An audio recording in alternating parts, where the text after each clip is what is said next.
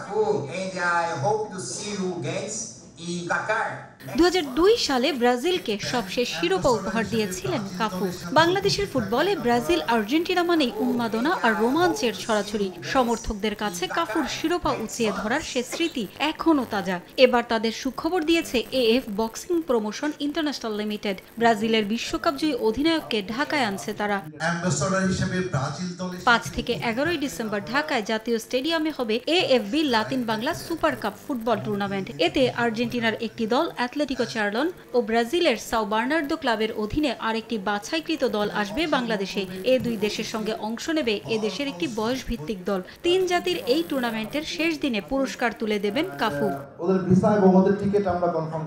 এর আগেও বড় বড় তারকাদের বাংলাদেশে আনার ঘোষণা দিলেও সেটা আলোর মুখ দেখেনি অনেক সময়। কাফুর ক্ষেত্রেও কি হবে এমনটা? সে শঙ্কা উড়িয়ে দিয়েছে আয়োজক প্রতিষ্ঠান। 11 তারিখ সকাল 8টায় কাফু বাংলাদেশে ইন হবে আর টিম আসবে 2 তারিখে। দ্বিতীয় খেলা 11 তারিখে ব্রাজিল ভার্সেস আর্জেন্টিনা। এন্ড তৃতীয় খেলাতেই আমরা যেহেতু কাফু আসবেন আমরা অ্যাওয়ার্ড সেরিমনিটা ওর মাধ্যমেই করব।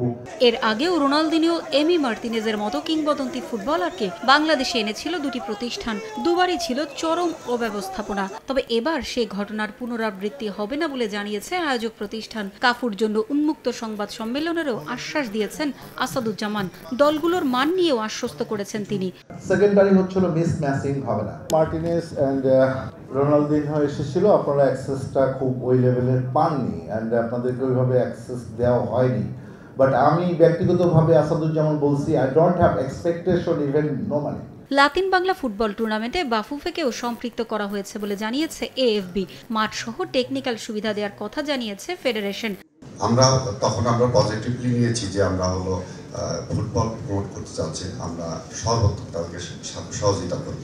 ভবিষ্যতে ভেরন, বাতিস্তুতা ও ক্যানিজিয়ার মতো কিংবদন্তি ফুটবলারও আনার পরিকল্পনা আছে এএফ বক্সিং প্রমোশন ইন্টারন্যাশনাল লিমিটেডের।